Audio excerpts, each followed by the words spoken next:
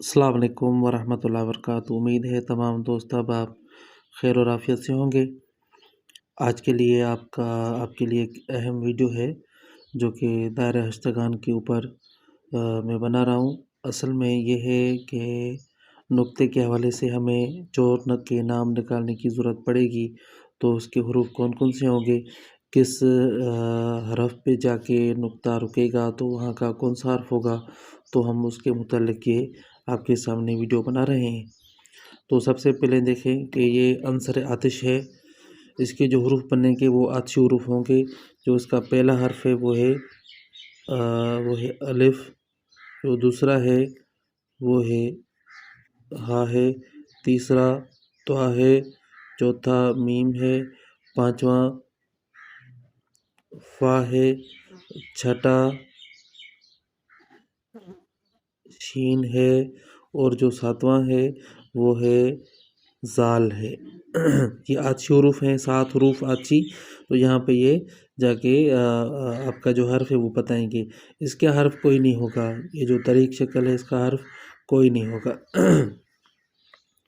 اب یہاں پہ ہم آتے ہیں عنصر بعد میں، تو بعدی حروف جو ہوتے ہیں بوین ستس، یہ اس کے حروف ہوں گے۔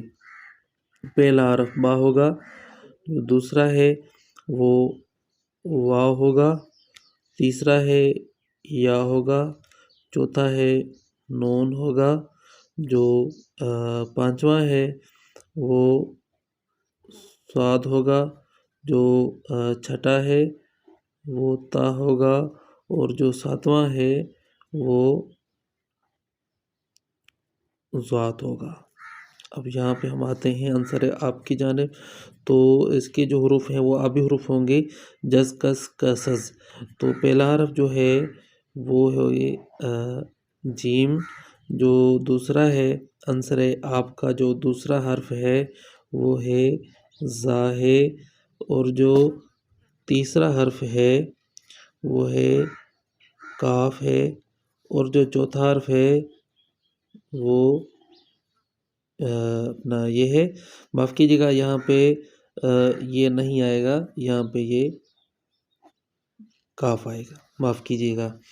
اور یہاں پہ جو حرف آئے گا وہ کاف ہوگا، اور یہاں پہ جو حرف ہے یعنی کہ دائرہ ہشتگان میں عنصر آپ میں 1 2 3 4 5 6 جو چھٹا حرف ہوگا وہ سا ہوگا، اور جو ساتواں حرف ہوگا وہ زوا ہوگا۔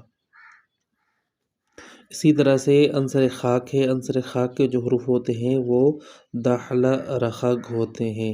تو اب آتے ہیں عنصر خاک کا پہلا حرف جو ہے وہ دال ہے، دوسرا حرف ہے ہا ہے، جو تیسرا حرف ہے وہ لام ہے، جو چوتھا حرف ہے وہ اپنا عین ہے، جو پانچواں حرف ہے وہ را ہے، اور جو چھٹا حرف ہے وہ خا ہے، اور جو ساتواں حرف ہے وہ غین ہوگا۔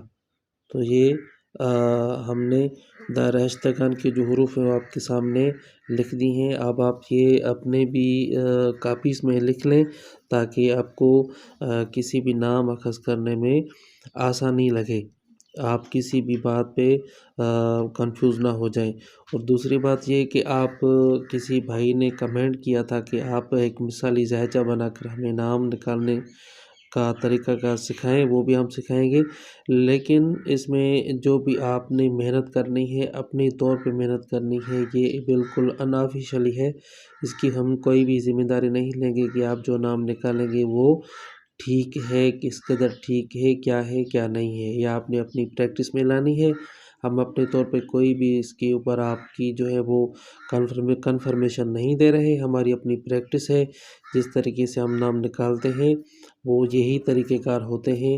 رمل میں جو بھی سینئرز ہیں، جو بھی اپنا یوٹیوبرس ہیں، وہاں پہ وہ اس طریقہ کار کو شو نہیں کرتے۔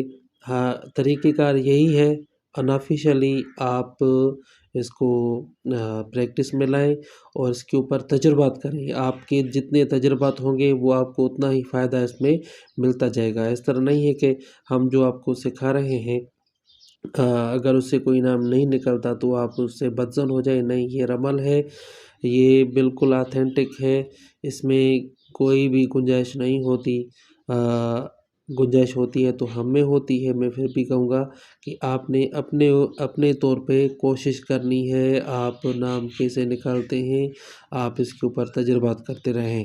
ہمارا کام ہے آپ کے سامنے جو صحیح بات ہے وہ پہنچانے کی ہمیں ذمہ داری ہے، ہم آپ کے سامنے وہ پہنچا رہے ہیں۔ امید ہے آپ اپنا اور اپنے جو جانے والے ہیں ان کا بھی خیال رکھیں گے اور صحیح بات پہنچانے کی کوشش کریں گے۔ اور فائنل آخری بات جو یہ ہے وہ یہ ہے کہ اس طرح کے کاموں میں آپ نہ پڑیں تو بہتر ہے۔ چور وغیرہ کام نام نکالنا یہ ایک بڑا فن ہے، لیکن اس کو آپ پریکٹس میں نہ لائیں تو بہتر ہوگا۔ السلام علیکم ورحمۃ اللہ وبرکاتہ۔